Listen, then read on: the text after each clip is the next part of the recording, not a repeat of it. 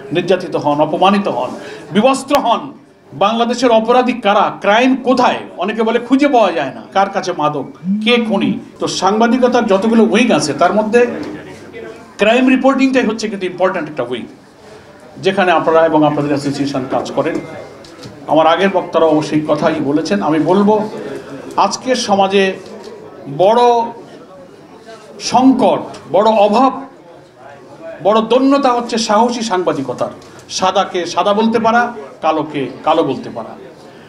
অকুতভয় সাহসী সাংবাদিক, মাহমুদুর রহমানের মতো সাহসী সাংবাদিক খুবই ক্ষণজন্মা, খুবই কম, যারা প্রকাশ্যে অসত্যের সাথে আপোষ করেন না, বরং মৃত্যু ভয়হীন চেতনা নিয়ে অকুতভয়ভাবে তিনি এগিয়ে যেতে পারেন।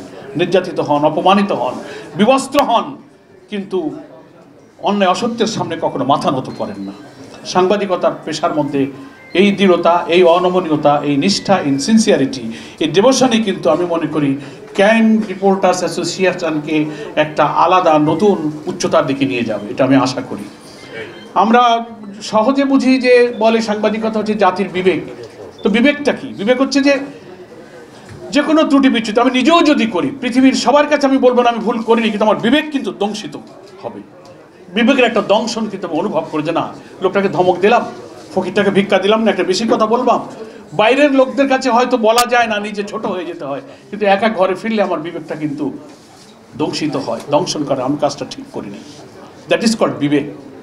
তো জাতির বিবেকের জন্য ক্রাইম রিপোর্টার্সের অ্যাসোসিয়েশনে যারা ক্রাইম রিপোর্টিং করবেন তারও বিবেকটা কিন্তু সবসময় দংশনের মধ্যে থাকা উচিত, যে আমি এই রিপোর্টিংটা এড়িয়ে গিয়ে ভুল করলাম কিনা, না করে ঠিক করলাম কিনা। এই ব্যাপারটা হলে আমার মনে হয় দেশ, সভ্যতা, জাতি, জুলাইয়ের গণ অভ্যুত্থানের পরে আমরা যেটা নিউ ডাইমেনশনের নতুন ডেমোক্রেসির দিকে যাচ্ছি, নতুন বাংলাদেশের দিকে যাচ্ছি, ক্রাইম রিপোর্টার্স অ্যাসোসিয়েশনের এই দক্ষতা, এই দৃষ্টিভঙ্গি, এই চেতনা হয়তো সেই এগিয়ে চলাকে সাহায্য করবে, এটা আমি মনে করি। শেষ কথা হচ্ছে বাংলাদেশের অপরাধী কারা, ক্রাইম কোথায়, অনেকে বলে খুঁজে পাওয়া যায় না।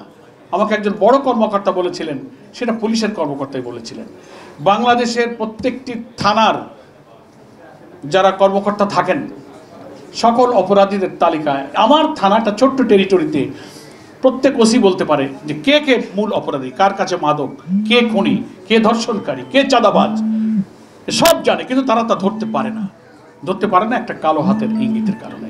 আবার সাংবাদিকদের কাছেও কিন্তু ইনফরমেশন থাকে যে হু ইজ দ্য ক্রিমিনাল, তারাও এটা বলতে পারে। ফলে ক্রিমিনাল কিন্তু হারিয়ে যাওয়া, লুকিয়ে যাওয়া কোনো শ্রেণী নয়, বরং তাদেরকে আবিষ্কার করতে পারা, উদ্ঘাটন করতে পারার যে সাহস, সেটাই হচ্ছে আমাদের সীমাবদ্ধতা।